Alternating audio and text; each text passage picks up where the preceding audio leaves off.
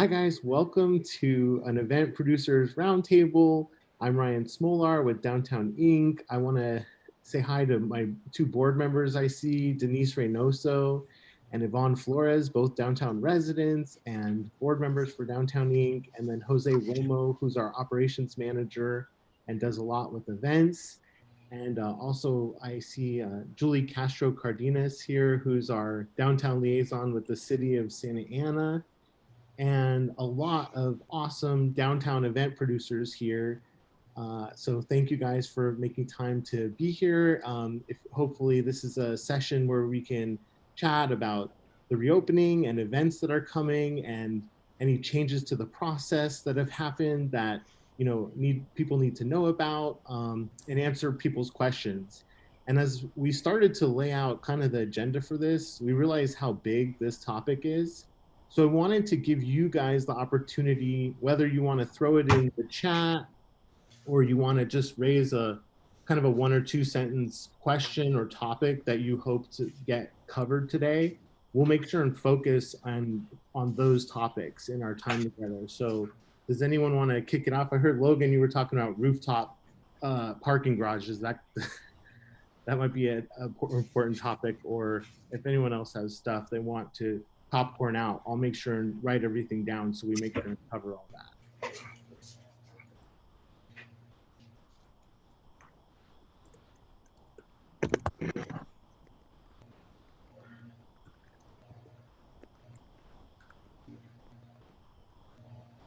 Anything, you guys? You can't be too shy.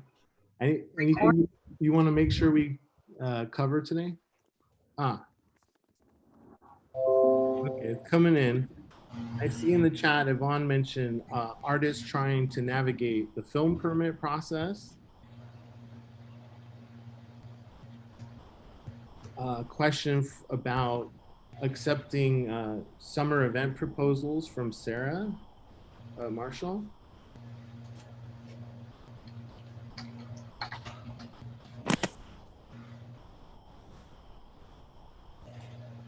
Oh, how long outdoor dining spaces will be there? That's great.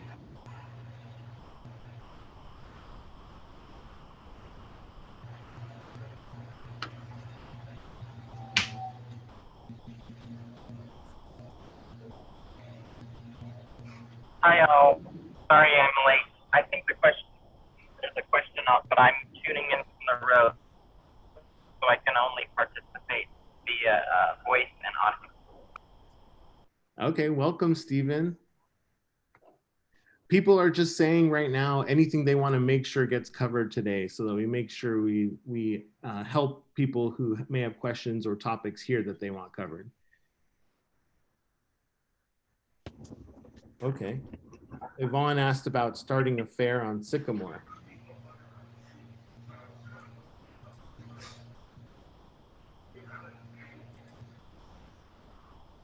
All right, well, I think we can go ahead and get started with some of these questions, and then we can go further with that. So maybe, Julie, could you start with the easy one, which is about the outdoor patios and dining and what's up with those and how long they'll be out? Yes, can you hear me? I was having some tech. Okay, good. Yes, the City Council approved outdoor dining for another 12 months. And within 6 months, we're supposed to provide council with an update on updated guidelines for outdoor dining. So, so things like that would include what materials are acceptable, what materials are not acceptable, what areas to use, minimum ADA thresholds, things like that. So we'll be able to operate with outdoor dining for another 12 months at least. And the longer term goal is to adopt policy and guidelines for the entire city so that restaurants or businesses can adopt outdoor dining for the long haul. Thank you, Ryan. That's great. And I see Logan has kind of a related question. Is there any talk about extending the special ABC city relationship that allows for alcohol in the parklets past December 31st? I'm not sure if past December 31st, but I know that they did, ABC is my understanding that they did extend the outdoor dining permit once again. And I think that they're just going to follow suit with cities, because it's not just Santa Ana that's doing this. It's a lot of cities in the county that are adopting outdoor dining. So the ABC will have to also adopt new policies on their end. Something we've seen other states go for, and it's been talked about here, is this outdoor social zone where you would be able to buy alcohol and then take it out into the streets. So that might be something really interesting to look at too. We would love that. The city has, back when Hassan was the planning director, that was one of the ideas that he wanted to adopt, which was like closing off the promenade and designating that as a beer garden. We would need collaboration from all the restaurants or one restaurant to take the lead in order to pull those sort of permits so that it's an allowable activity. But I think that that's the long-term objectives too with outdoor dining. So planning and building is taking the lead on updating those guidelines and making it more permanent language for the entire city. Oh, that's great. And Julie, is it still on the table that there's money for First Street businesses and 17th Street businesses to add patios? Yes, so yes, our department is working on putting outdoor patios for restaurants on First Street and 17th Street. We did do a small or soft outreach. We basically went to all of the restaurants on First Street and all of 17th Street. My colleague Sylvia did, and her staff, and they were able to get the thumbs up and written approval from property owners from about 20 or 25 restaurants. Oh, wow. That the design for those parklets are being done now, and we're hoping to get into construction within the month of July. And so with all the patios that exist now and the patios that are coming, are those still activatable as well for the year with light entertainment? So the entertainment component gets a little bit interesting, because technically entertainment should be inside the restaurant or inside the bar. I think that the city's been amenable to having entertainment outside, but the guidelines are going to be updated to basically hone in on what the do's and don'ts are with that. So I don't have a solid answer for you right now. Okay. And then can you go through the film permit process? Yvonne had asked about some artists having trouble navigating that process. I'm so sorry. Ryan, can you repeat the question? Oh, yeah. About the film permit. Some people may not know about the film permit, and what's the process and how does that work? Yes. So anytime that there's a filming of sort, like a professional or semi-professional filming throughout the city, you're supposed to obtain a film permit through Parks and Recreation. It's a pretty simple application. I believe that the fees are really nominal.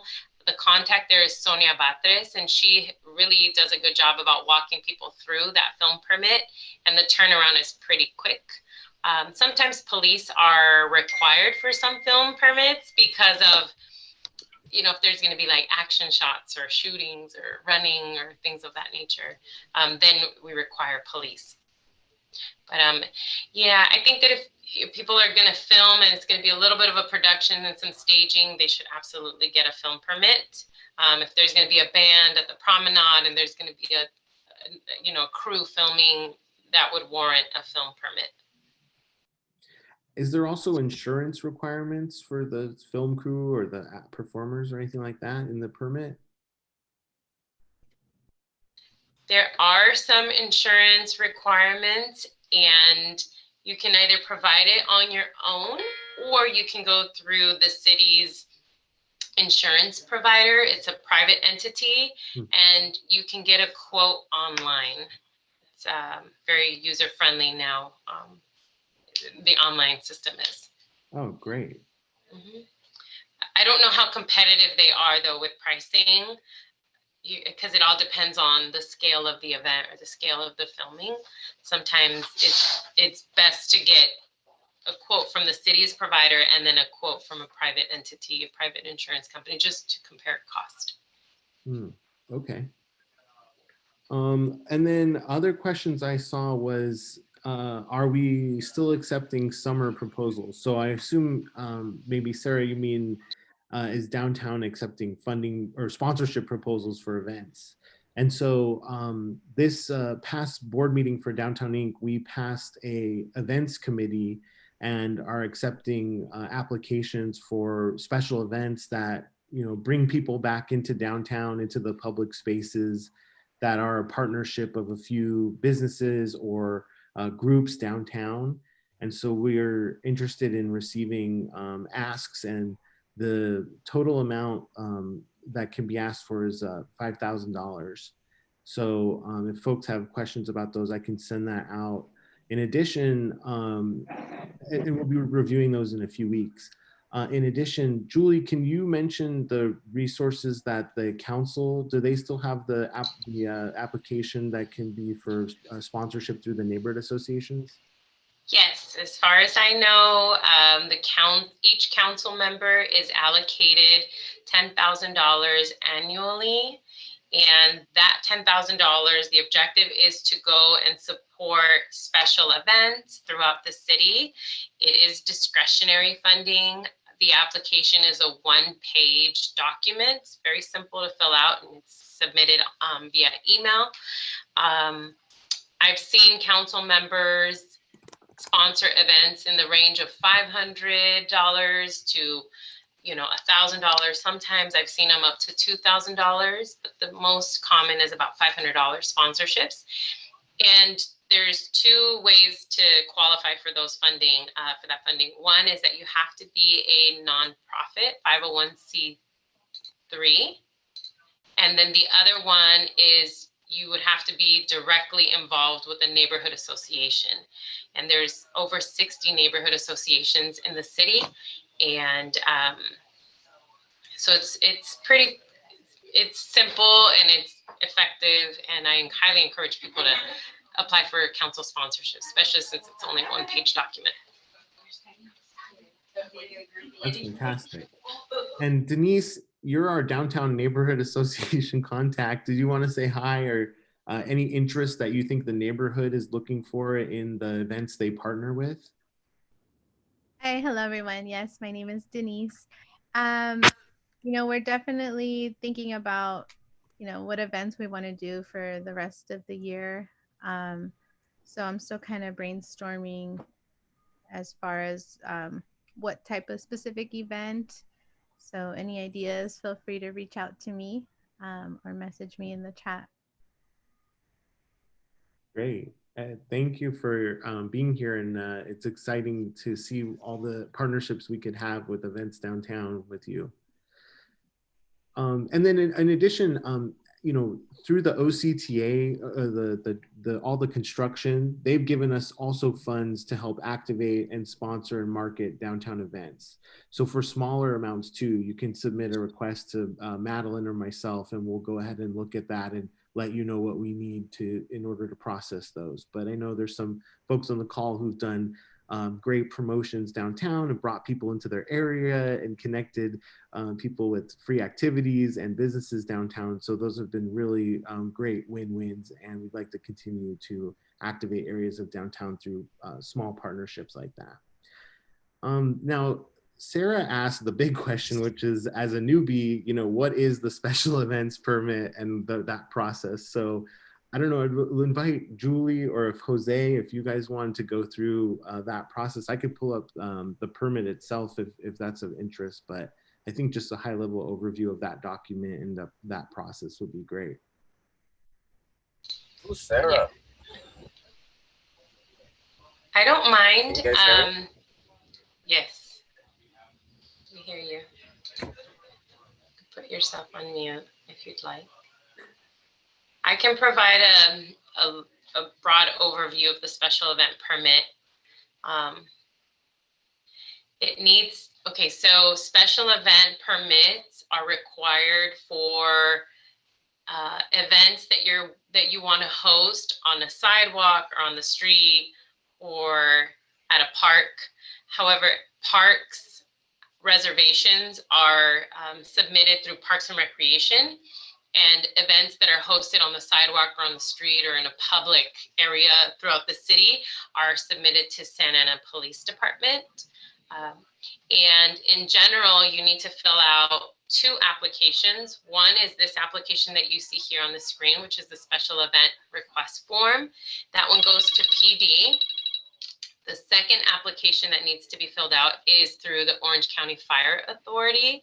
And so those 2 safety agencies are the ones that review the application and make sure that it's safe, it's staffed with police, emergency access vehicles can get through.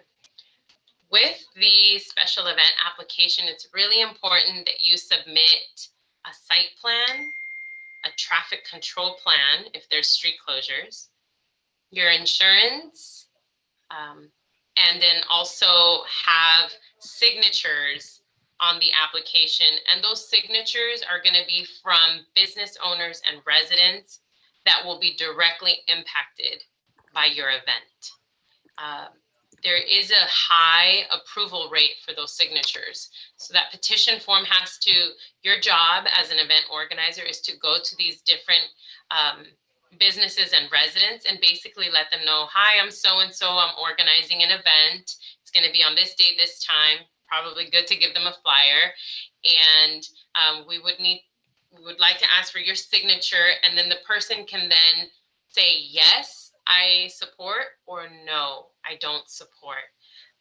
Either way, it's best for them to sign. And there is an 80% threshold of approval that needs to be part of this application. So let me just repeat that again. So it's special event application, OCFA application, site plan, traffic control plan, insurance, and then signatures. Depending on your event, how it's going to be, we also will ask for a safety plan, like with security guards, or we'll ask for cleaning services, because if you're expecting a lot of people with food vendors, will require trash bins and then a cleaning staff. And then kind of the biggest thing that event organizers kind of get surprised with is the cost for police officers. Depending on your event size, how many people you're expecting, then Bill McGovern, who works with the special events permit, will designate how many police officers need to be present at your event. The cost for police officers is about $110 per hour, and it's a 4-hour minimum. So it does multiply pretty quickly. And Jose Romo, did I miss something on the special event application and process?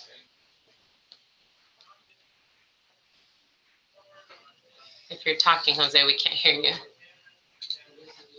It's probably busy, Ryan. Clean up aisle 3, yeah.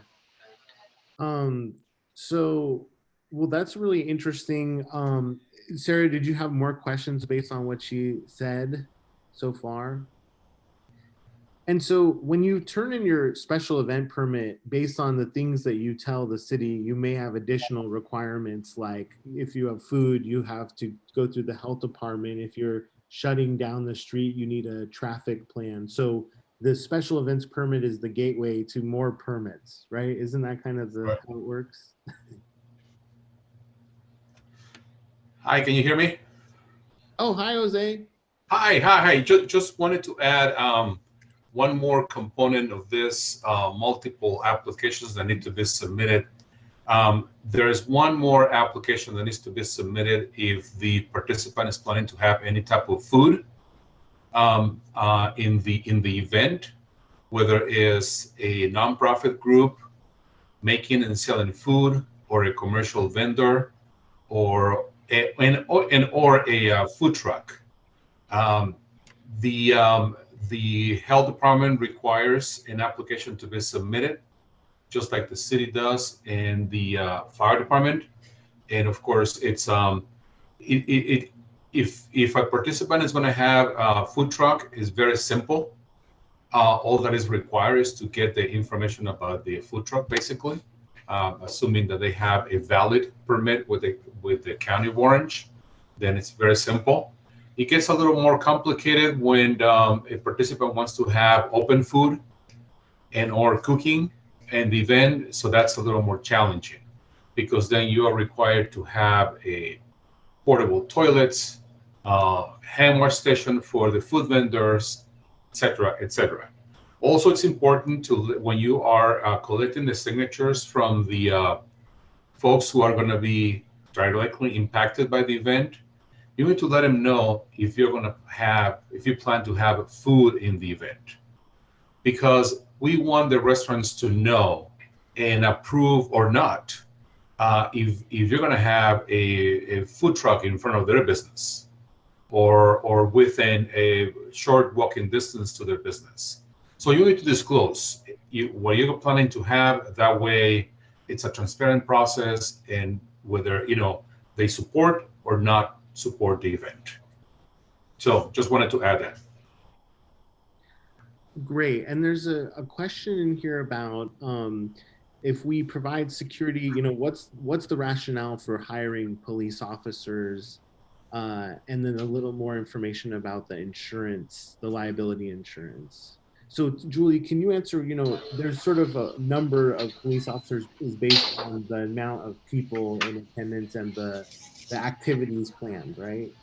Yes, if there's an event that is not going to involve food or alcohol, then you're probably going to get it's less amount of police officers that will be needed. The question about security officers, like why have security if police is going to be there or vice versa? Typically, security officers, their roles only extend out so far, and whereas a police officer, their role is more comprehensive, right? They can detain someone, arrest someone, they can provide emergency services like CPR, things of that nature. Whereas a security officer, for the most part, their job is to observe and then report and call the police. So that's the difference there. And the ratio of police officers to the number of people in your event really depends on what sort of activities you're going to have. So that's why these special event permit applications are good to push through the PD, and then they can differentiate how many police officers are needed.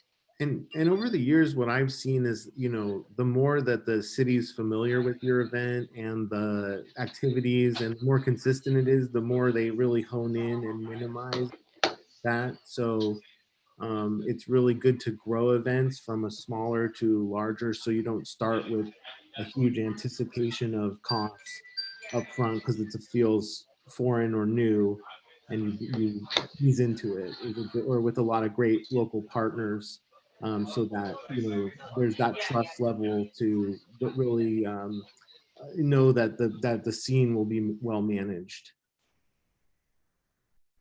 And then Julie, I know another thing people will probably be really interested in is the special event permit fees. Those have changed their fee structure. So can we go through that piece as well? Yes, of course. And then I'm gonna go onto the city's website to look up the budget and look up the miscellaneous fee schedule. But I'll give you approximate amounts until I get the exact amounts online. So it's for up to 1,000 people. The special event permit is a little over $800.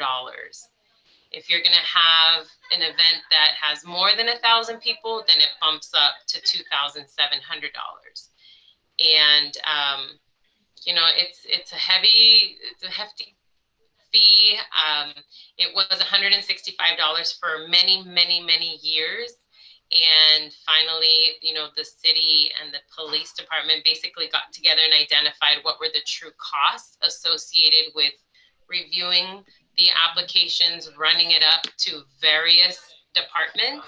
And so that fee covers the cost of staff time in reviewing these applications and then approving, giving those permits out. And then I'll keep researching, Ryan, I'll put it in the chat, the exact amounts. And so that's a pretty substantial fee increase for special events, from 165 to 850 or 2,700. And so definitely, guys, be in touch about hardship with producing events, if that, what kind of challenges this creates, so that we can find ways to continue to create events downtown, despite that cost barrier. And one solution is, Julie, is if the city is a co-sponsor of an event, does that potentially waive or lower some of the fees for community events? Yeah, so I brought that up yesterday to Bill McGovern that oversees the permit process. And I said, you know, there's events that are going to be coming up that will be city co-sponsored. And in years past, it would waive the fee. His response yesterday was a little different. And so I'm going to try to figure out where to meet middle ground. If the event is in downtown and it's a co-sponsored event with the city, we do have the parking revenue that we can tap into to help pay that fee, that $800 fee. But that's something that I still need to kind of work through Downtown Inc. and Santa Ana Business Council and the community to make sure that that's appropriate and that's desired. But it certainly is an option. Okay, so we would potentially have a parking revenue line item to help sponsor community events downtown that bring people downtown to pay the parking fee. So it kind of is self-sustaining. Yes, I think this is an idea that you presented some time ago, Ryan, that you know, seems to work now, especially because revenue is coming in. It didn't work last year because of the shortfall in revenue due to COVID, but certainly now it's something that we can explore a little more intentionally.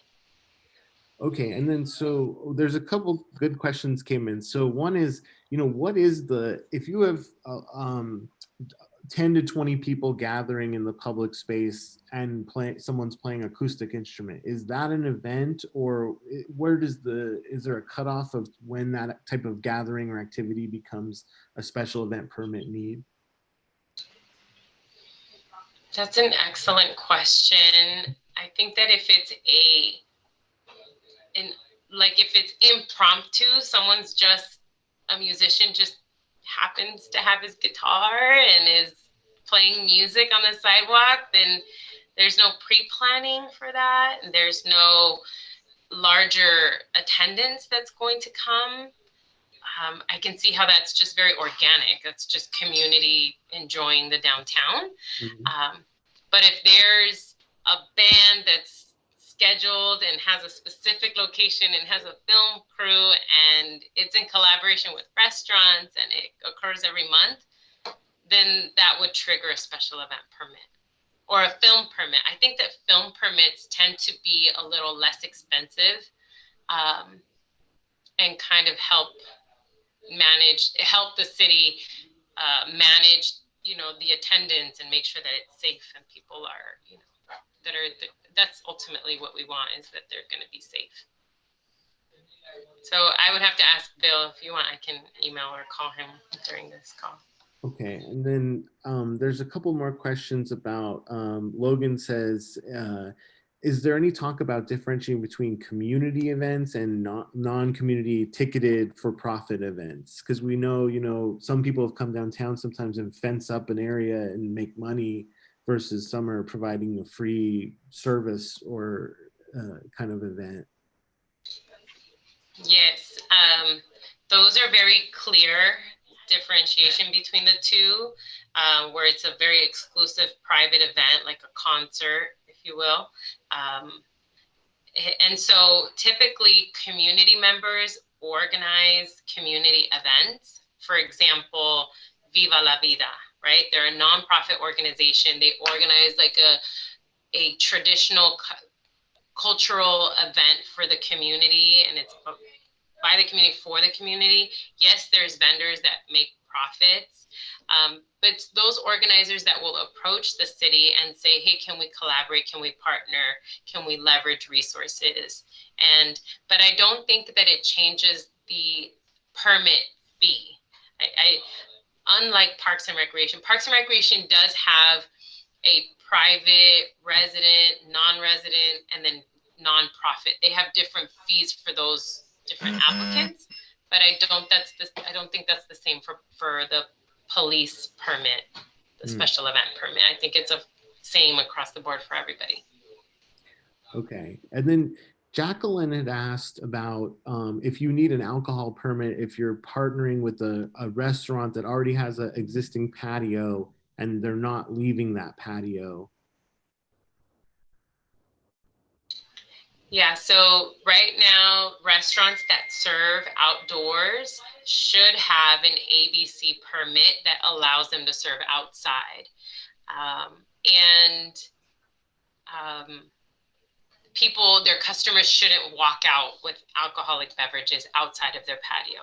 It's the restaurant's responsibility to keep their customers inside or keep the alcohol within their designated space. Yeah, and maybe Jacqueline, it sounds like it's a promotion, not an event. So you could promote the activities that are happening on the patios as a, activity, but it's not really a special event permit need if it's on those designated spots.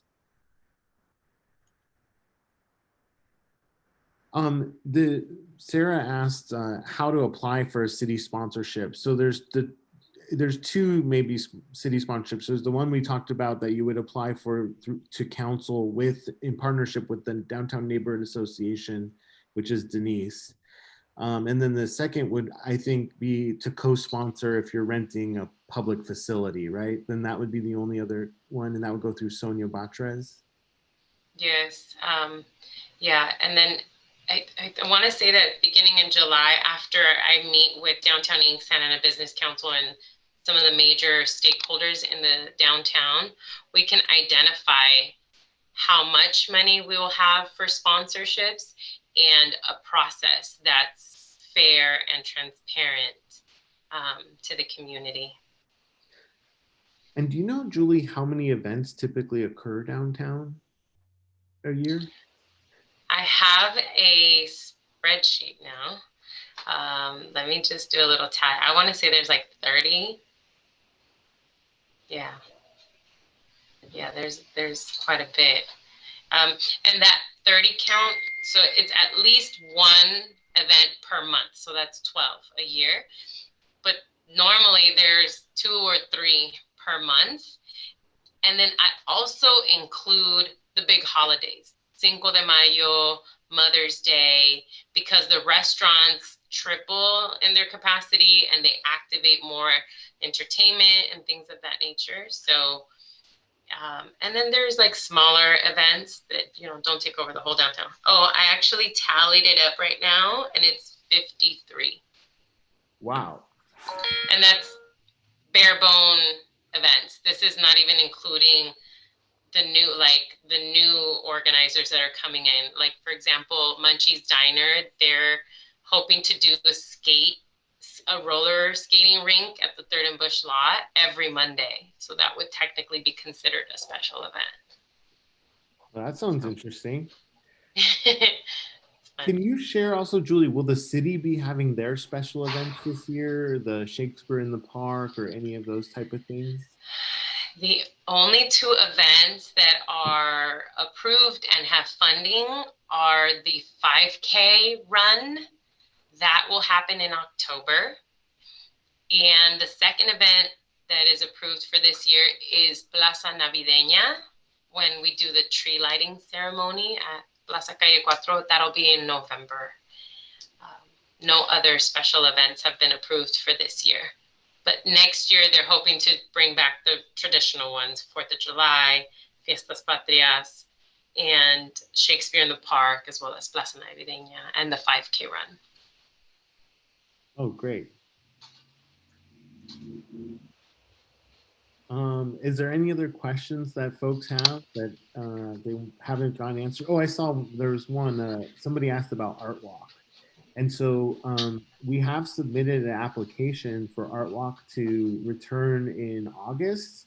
Usually in July, when it's on the 3rd or 4th of July, it doesn't work very well. So we're waiting till August, and we'll have another meeting in the next few weeks with everybody to talk about Art Walk and how we want to ease back into that and bring that back on. There's also some changes in some of the public spaces as to whether they're available or not. So some things might be moving around. So we'll want to all put our heads together on that.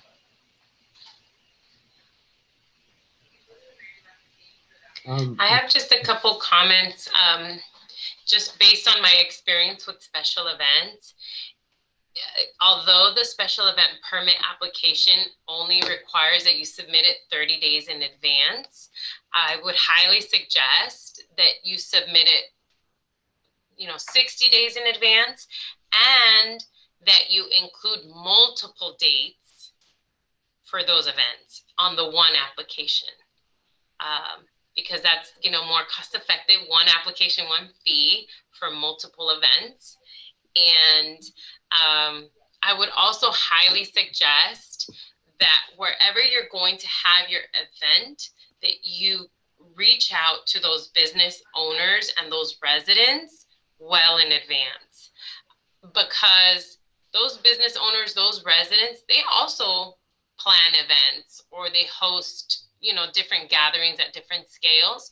So we want to be good neighbors and be considerate of the people that are already there every single day, and just show good faith with the folks that the downtown is a welcoming place, so we just want to be kind to each other, and also be flexible. If there's an event that is happening at your spot, but some other event organizer wants to bring something in, trying to figure out how to meet middle ground so that it's a win-win for both parties. The parklets are a space that is open and available for the community. Right now, it's operating on a pilot opportunity where the city hasn't quite put together policies and guidelines on reservations or use, etc.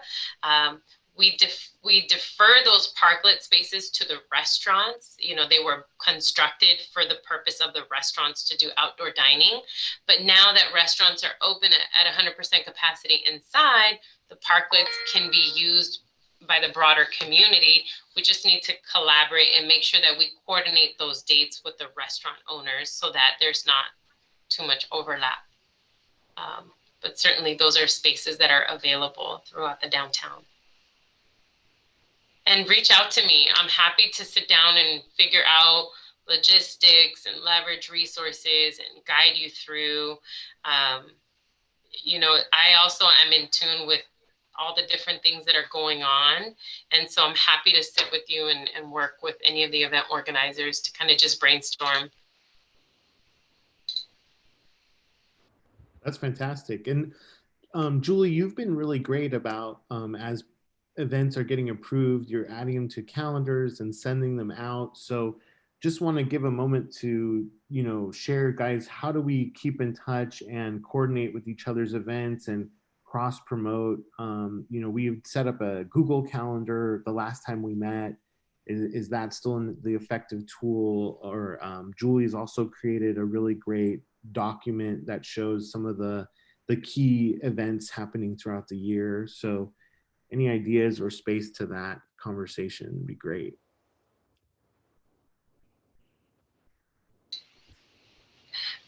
Ryan, I think that for the most part, like Downtown Inc., Santa Ana Business Council, and I put things on the calendar. But lately what we've been discovering is that everybody's kind of ready to ramp up and host special events, that they're organizing their events and not knowing that there's a bigger event coming in. So I don't know if we can expand who has access to that calendar so that they're encouraged to add their events onto the calendar. And then maybe we can color code them so that we know if it's like in their venue or if it's a street closure or something like that. So I'm going to be a little bit better about adding those even if they're just preliminary, like they haven't been approved yet, I'm just going to be better about adding those events to the Google Calendar, even if they're not permitted, just so for reference, because some of the feedback that I've received is that 30 days is not enough time, advance notice. And not only that, but sometimes the permits aren't even approved until like a week before the event. And that's definitely not enough time. So I'm just going to start adding all of the events, even if they're not permitted yet. And just so you guys see what that looks like, it's essentially a Google Calendar, and a lot of you should have it in your box, but if you don't, just email me. I'll put my email in there, DTSA Master Events Calendar. And then some people have put in their events, so when you're even planning, you can kind of see what's out there and what's happening. And there is the most use that we've seen in a long time on it, I guess because of COVID, but this is a really great resource for planning, collaborating, and really something that's very useful. The city is also going to be updating it. So let's give that another try. And if you're not on it, I'll give you my email to get on it.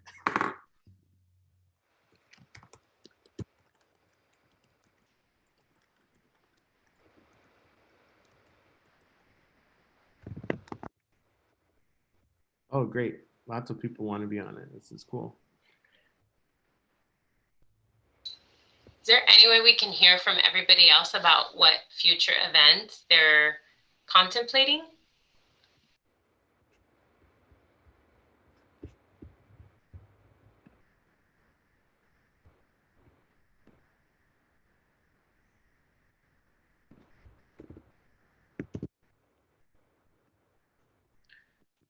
I've heard a couple people talking about the skating rink. So it sounds like that's going to be a really high energy new program downtown.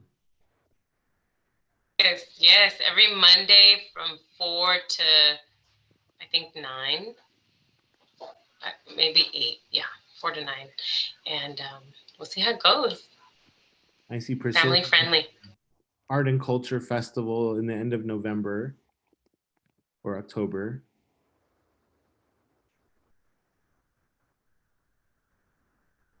Can Priscilla talk about that a little? Priscilla, are you willing to talk about it?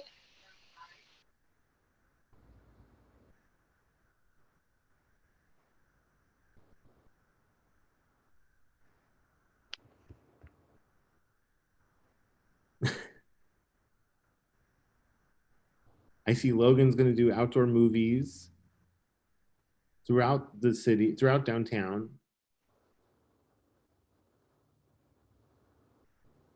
Cool Lab project is back.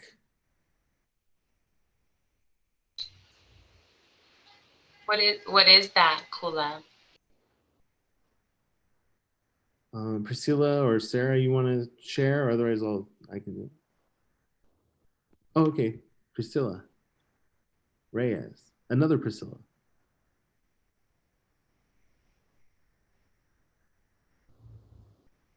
Oh, we can't hear you yet.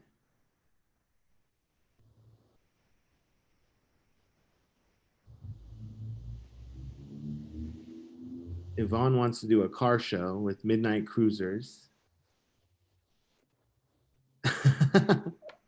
That got to hit 2 thumbs. Oh. Hi. Sorry, I couldn't I couldn't unmute it. Can you hear me okay? Yeah. Cool. Well, we have Conscious Culture Collective. We have a few events that we would really like to do. One is like having a screening of a documentary on the top parking structure of 3rd and Sycamore. So yeah, but I guess I'm sorry.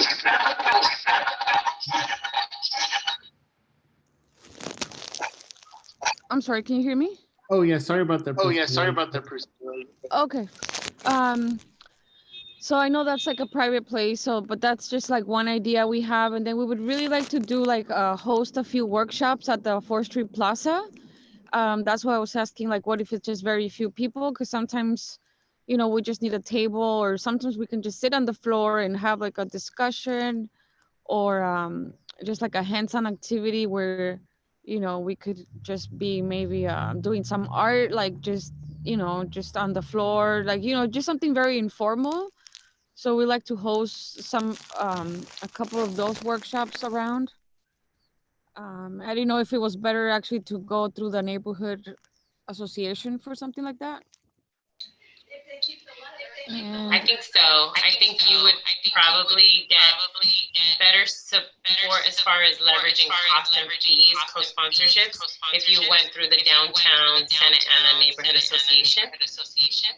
Because it sounds very community grassroots, like not vendors, not food, that sort of stuff. Yes, exactly.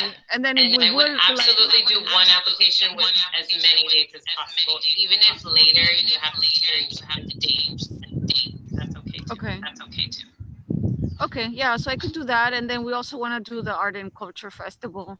And we are expecting like a grant, hopefully, or funding. So we'll see. But that's for October. So yeah, it's probably about time too. That's it. Sheila, that sounds like a good activation. Positive fix event. And we can support you with that. So that that would be an event happening that day.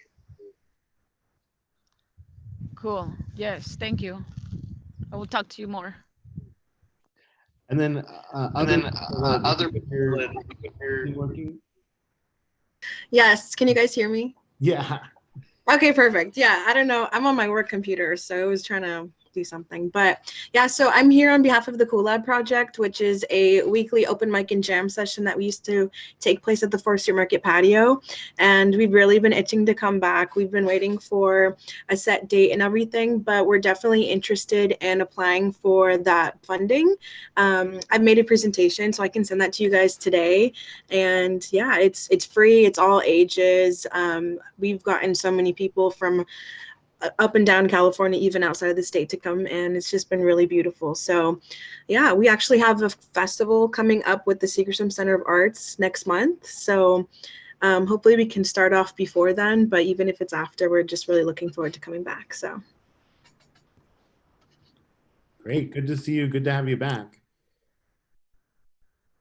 And Marissa commented that she was sad that we lost OC Pride this year, and especially since Velvet shut down. And I think it's worth mentioning that a lot of events are being poached from downtown Santa Ana by Anaheim, and a lot of people are getting calls and offers to go do their event somewhere else and get paid. So it's really, we definitely appreciate the partnership that we have with you guys to continue to activate here. And you know how special DTSA is, and that's why, you know, you're here activating it. And we also have to make sure that you're supported, because you guys are the rock stars bringing in so many people. So we want to keep this connection and make sure you are informing what needs to happen so we can make this a great place for do your events.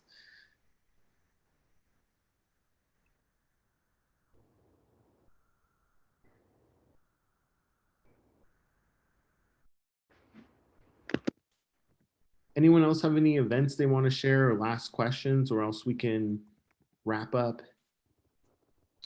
I'm just going to share one.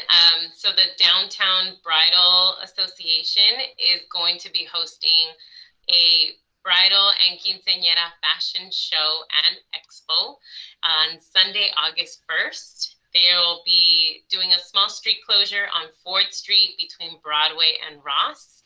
And you'll see brides, models that are going to be showing brides' dresses, and then models that are going to be in quinceañera dresses. And then they'll have about 30 vendors all associated with those sort of events, quinceañeras and weddings. So you guys are all welcome to come. It's a free event. There are paid seats right next to the stage. If you guys are interested in that, they're called the VIP seats because you're literally right by the stage. But if you don't want to pay for that, then you can just come and stand and watch the models, their showcase, and check out the vendors. These are all vendors predominantly from the downtown, and they've been doing this work for decades. And just a special shout out for them because we're unique downtown in that regard, where we have a dozen bridal and quinceañera shops. We're probably the only city in all of Orange County that has that. So I'm very proud to help them with that event. Oh, that reminds me, Jose, can you also share, for the bridal event, we'll be helping shut down the street. And so for certain events, do we have equipment that could be used to help shut down the street for community events? And how does that, what's the status of that? Oh, you're muted, Jose, sorry. Okay. All right. Can you hear me now? Yes. Okay. Yeah, thanks. Yeah, we own some equipment. A couple of years ago, Downtown Inc., Santa Business Council, and the City of Santa purchased equipment. We owned K-rails. We own some bike racks. We own signage that needs to be set up at different locations when we close in the streets. So we do. Just so you know, just so you have an idea,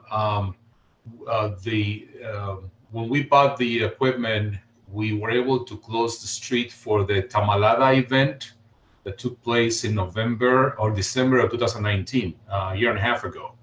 So just so you have an idea of the amount of equipment that we have. So basically, we can close a couple of streets, maybe 3 streets we can close. And we have the guys, the team that can, of course, do the work.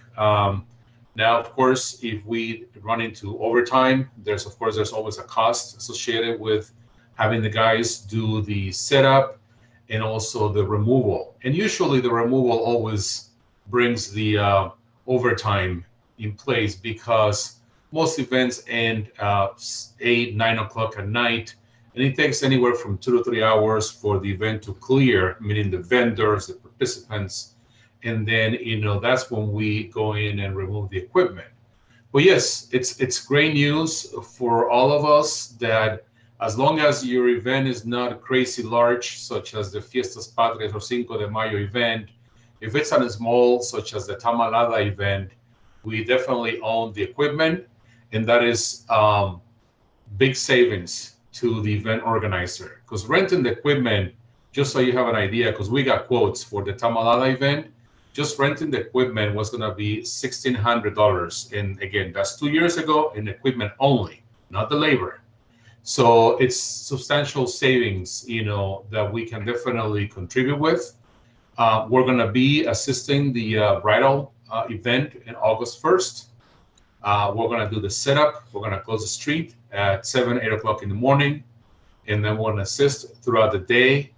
And then the event is going to end at 7. But of course, we're going to be there a couple more hours waiting for everybody to clear the street. And then we'll remove the equipment sometime between 9, 10, 10:30 at night.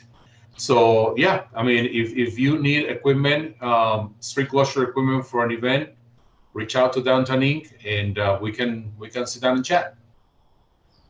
Awesome. And then we have some street closure equipment on hand. And then for even smaller events like the patio activation or promenade activations or the plaza maybe event with Priscilla, we have some tables, some chairs, some umbrellas, and those have been really awesome at enhancing these pop-ups and activations. So you guys can be in touch with those as well, and we'll go ahead and see if we can support you with those. Logan mentioned in the chat also that the Frida has acquired a lot of projection equipment because of all of their amazing outdoor cinemas that they did during the pandemic, so that they're a great resource for that as well. And Marissa asked if anyone knows if Noche de Altares is going to be happening this year, whether will it be in the downtown or out on Bristol, where it was last time? Or? It was on Flower. Oh, Flower. If anybody has contacts with Noche, please send them my way. We absolutely want Noche de Altares back into the downtown.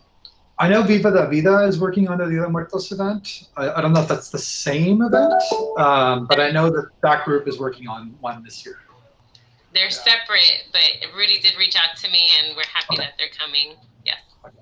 I was going to say too, just because it's been a great resource for me. I don't know if it's appropriate because it's private, but that Jose, your cleaning services for events. I mean, do you want? It would be appropriate to say that there's another resource there too, because you guys have really come in handy with some of our events. Yeah, of course. Can you elaborate on that, Jose? Maybe you can explain what that is.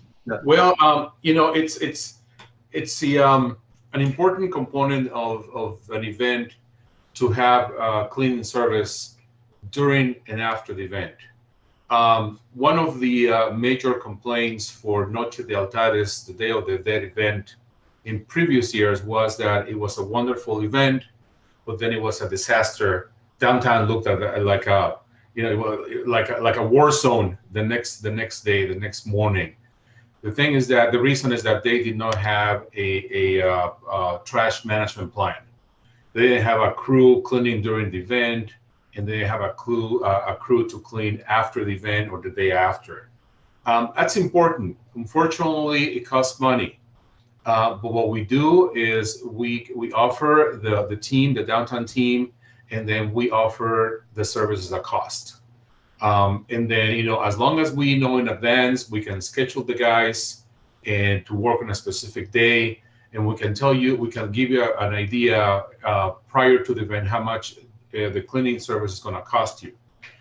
Just so that you have an idea, the cost of the cleaning service for the Patches and Pins Expo last Saturday cost $600. So you have an idea. I mean, it was a mid-sized event, not a small event, not a major event.